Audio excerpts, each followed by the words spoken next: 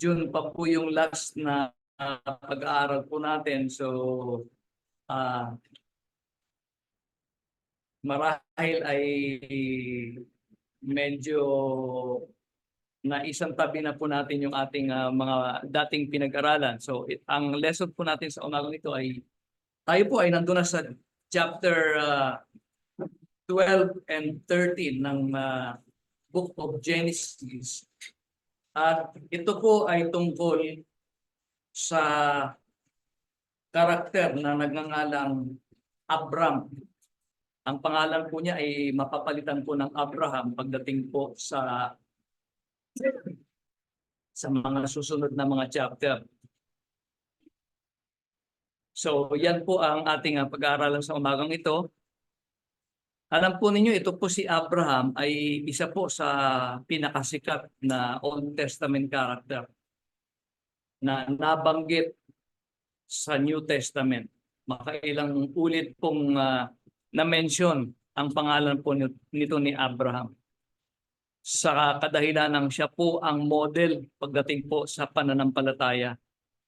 So, let us do a recap first, mga kapatid. So far, napag-aralan po natin is from Genesis chapter 1 hanggang Genesis chapter 11. No? Sa pagkakasunod-sunod po, una nating tinignan yung creation. Yan po ay nasa Genesis chapter 1 and 2.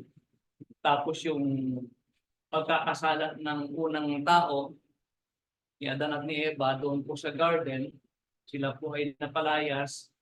Nagkaroon sila ng mga anak. Ito naman po yung pag-murder ni Cain kay Abel. At yung kanilang pagdami. And spanning 6 chapters of Genesis, yun pong kwento ni Noah. At saka yung baha. After ni Noah, ay muling dumami naman po yung tao. Kaya nabanggit po dyan sa Genesis chapter 10 and Genesis chapter 11, yun pong lineage, no, yung ancestry ni Noah, tracing down to Abraham. So if you have your Bibles with you, tingnan po natin yung nandun po sa last chapter ng Genesis, Genesis chapter 10 and 11 po, ano? So, Genesis chapter 10, nakikita po natin dyan yung genealogy ni Noah, no? Na yung mga anak ni Japheth, ni Ham, at saka ni Shem. At then, sa chapter 11 po, pinagpatuloy po yung pag-trace ng ancestry nung kay Shem, papunta po kay Terah. So, ito po, yung genealogy ni Shem, makikita po natin na from Noah, nanggaling sa lahi ni Shem, yung tuloy-tuloy hanggang sa kay Abraham. No? Yan na po yung ating tinitingnan po ngayon. No? Ito kay Abraham. So, again, not to belabor the point, pagdating po sa New Testament din po, no? Kapag pinag-aaralan yung ancestry ng ating Panginoon, ay dito pa rin bumabalik, tinitrace ng sumulat ng New Testament kung saan nanggaling yung ating Panginoon. So, in the last part of chapter 11, ayan po, tinanong po ng sumulat na yung account ng family line ni Terah, which is, si Terah po yung ama ni Abraham. No? Terah became the father of Abram. So tatlo ang naging anak niya, si Abram, si Nahor, at saka si Haran. And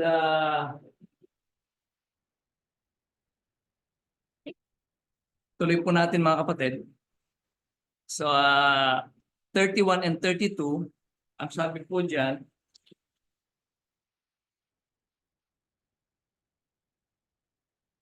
And Terah took his son Abram and his grandson Lot, the son of Haran, and his daughter-in-law Sarai, his son Abraham's wife, and they went out with them from Ur of the Chaldeans to go to the land of Canaan, and they came to Haran and dwelt there. So the days of Terah were 205 years, and Terah died in Haran.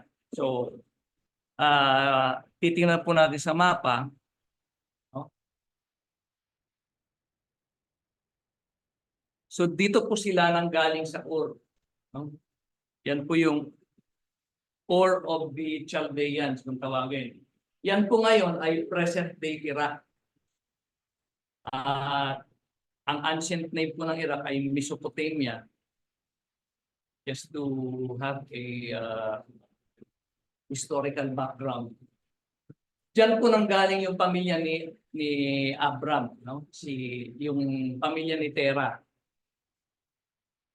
Originally diyan po sila nang galing. So ngayon si Terah ay isinama niya si Abram, si Lot na kanyang apo at si Sarai, at sila ay naglakbay papuntang Haran.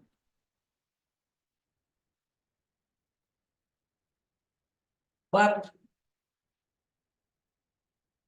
in Acts chapter 7, ganito po ang account na binigay ni Stephen nung siya po ay bago pagbabatuhin doon po sa harap ng mga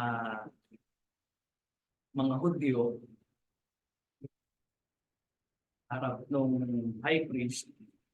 Ito po ay nabanggit ni Stephen. Sabi ni Stephen, "Brothers and fathers, listen to me. The God of glory appeared to our father Abraham while he was still in Mesopotamia."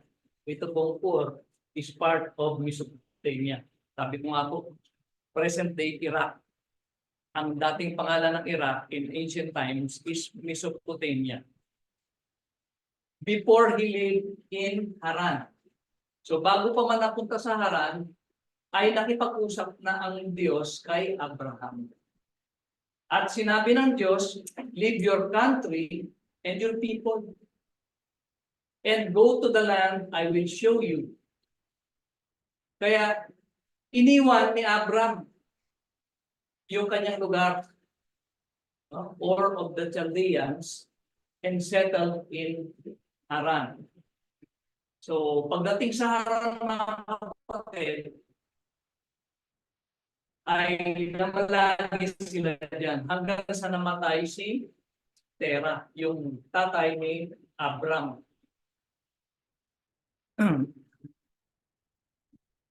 So,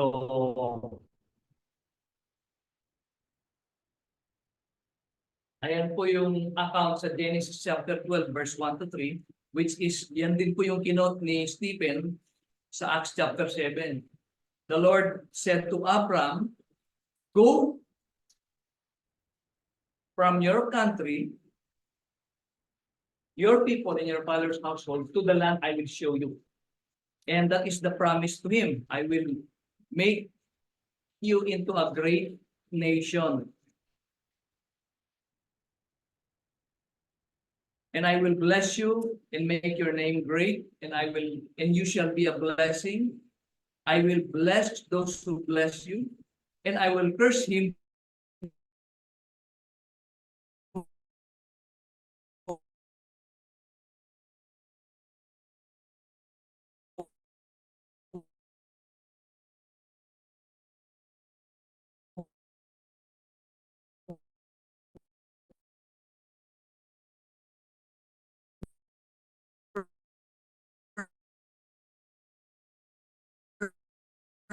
curses you, and in you all the families of the earth shall be blessed." So,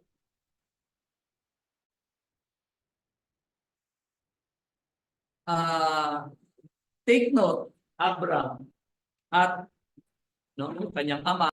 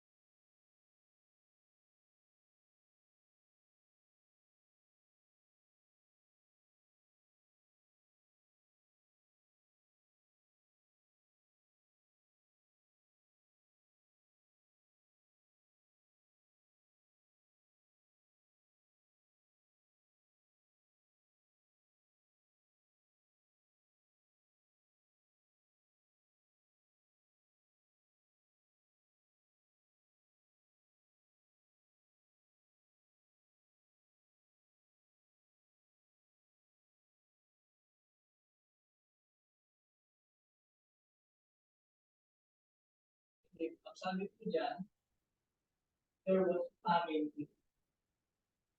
Meron pong taggutom.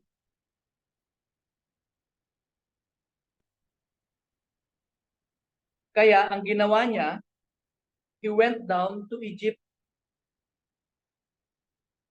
There was famine in the land. Abraham went down to Egypt to live there for a while because the famine was severe.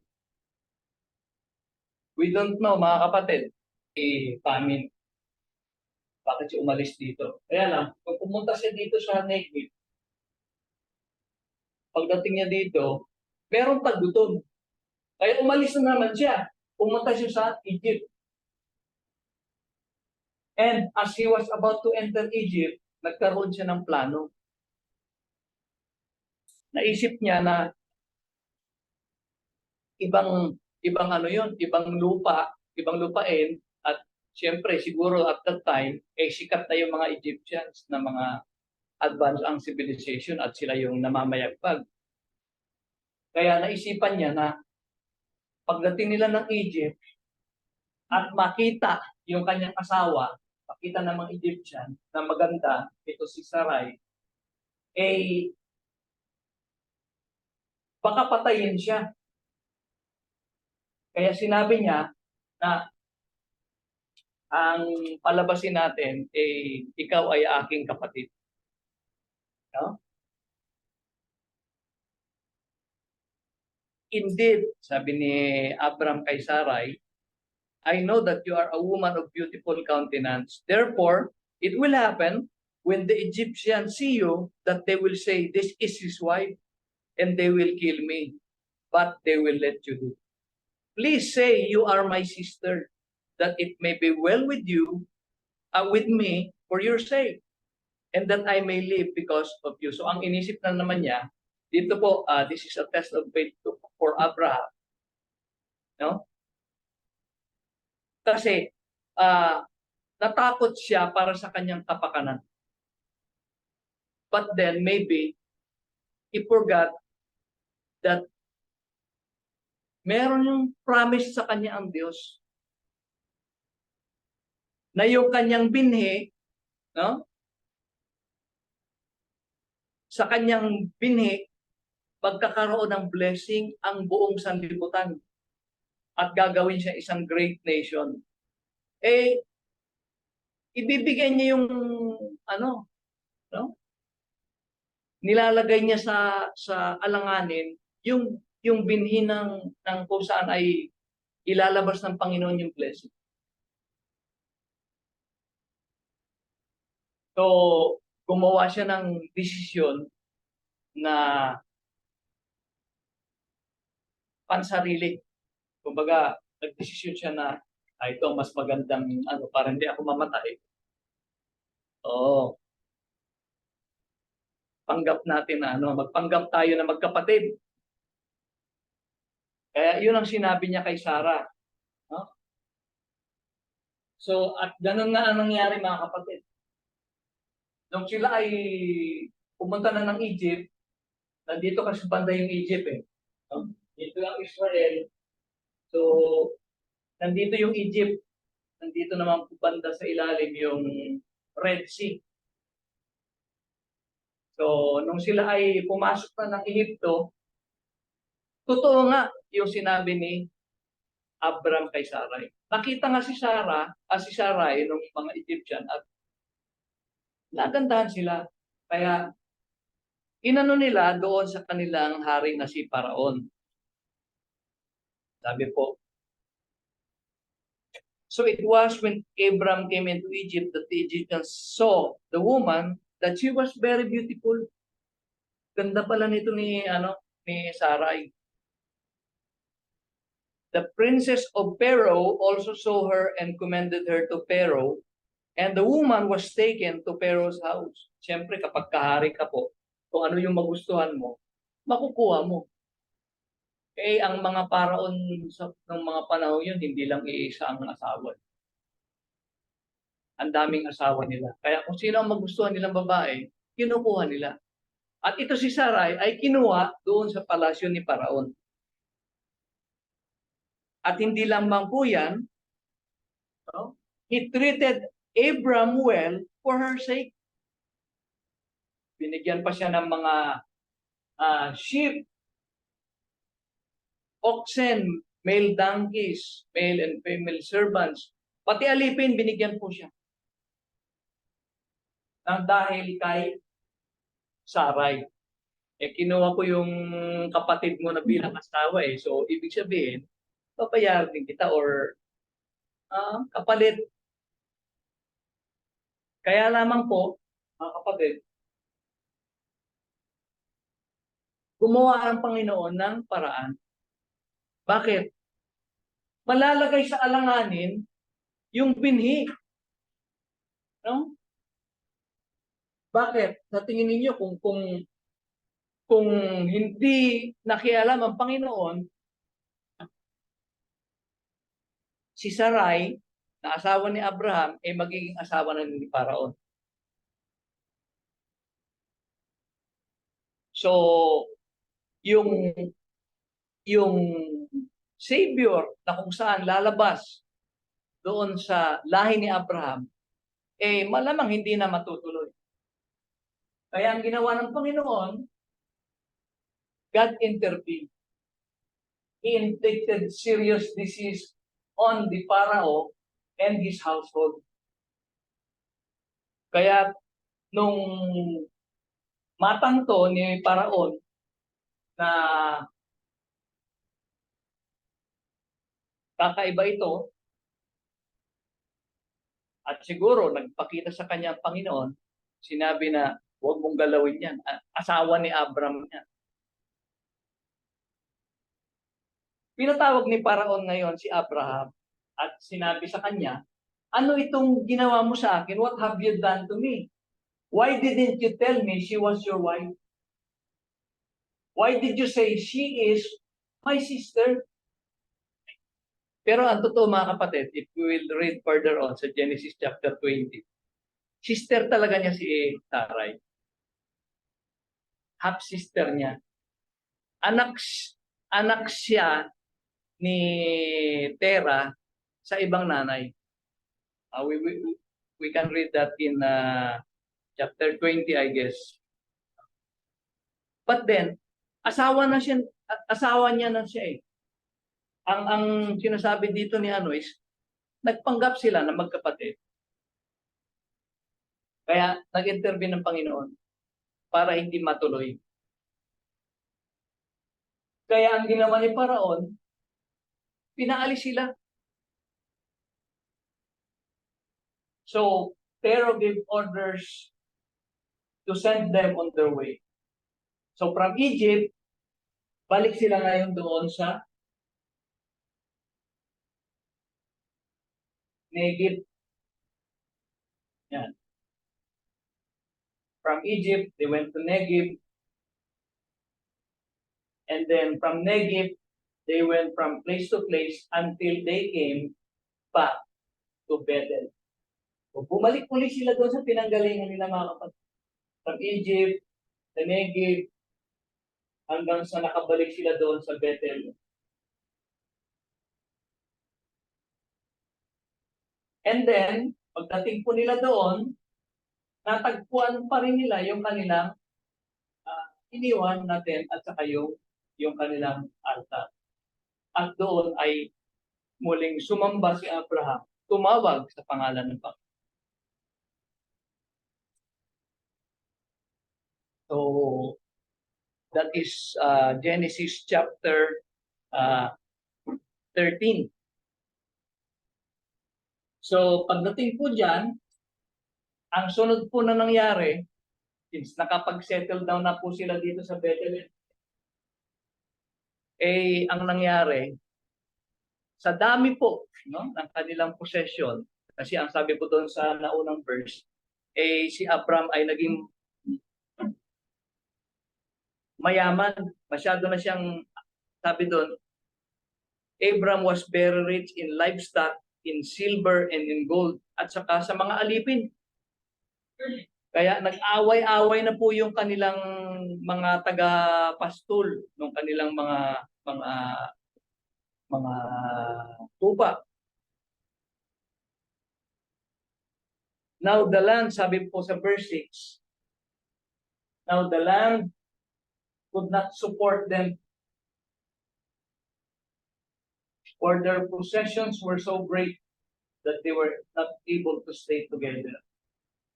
Eh nagkaroon ng away-away yung mga taga-pastol ni Abraham at saka yung taga-pastol ni Lot. Plus, yung mga Cananeo at saka yung mga Perizzites were also living in the land at that time. So ibig sabihin, you can just imagine na masyado na silang crowded dito.